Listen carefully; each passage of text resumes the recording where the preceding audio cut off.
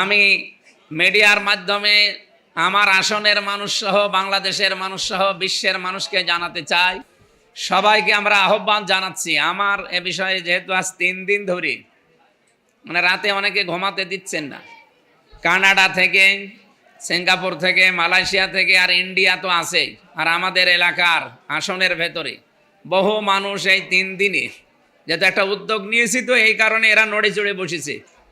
আমরা চাচ্ছি কুষ্টিয়ার মেডিকেল কলেজটা আবার চালু হোক, এবং এর সাথে যে সমস্ত বাধাগুলো ছিল, আজকে প্রায় 3 ঘন্টার বৈঠক ছিল ডিসি সহ যতগুলো মানুষ দায়িত্বে আছে, এবার এটা খোলাও সম্ভব। এই 2 বছর আগেই খোলা সম্ভব ছিল, কিন্তু যারা দায়িত্বে ছিল তারা এদিক ওদিক করে এটা খুলতে পারে নাই। এবং কেন পারে নাই আমি এই 3 দিনে বুঝতেছি। প্রায় সব মিলে শুধু মেডিকেল কলেজের জন্য 50 কোটি টাকার উপরে অফার হয়েছে এই 3 দিনে, তাও কেউ জানবে না, শুধু আল্লাহ বাদে।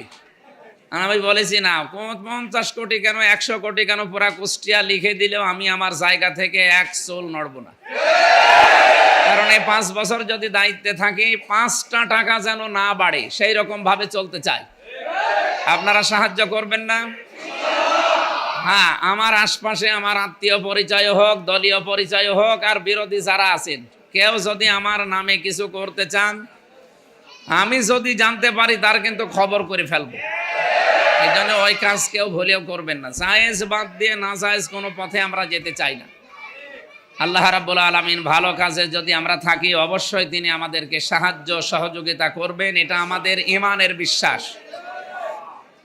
আমরা এগিয়ে যেতে চাই, সবাইকে নিয়ে আসেন। সব অন্যায়, অবৈধ, হারামি, হারাম কাজ বাদ দিয়ে অন্তত বৈধ পথে চলতে থাকেন। একটা মানুষের চলতে খুব বেশি লাগে না।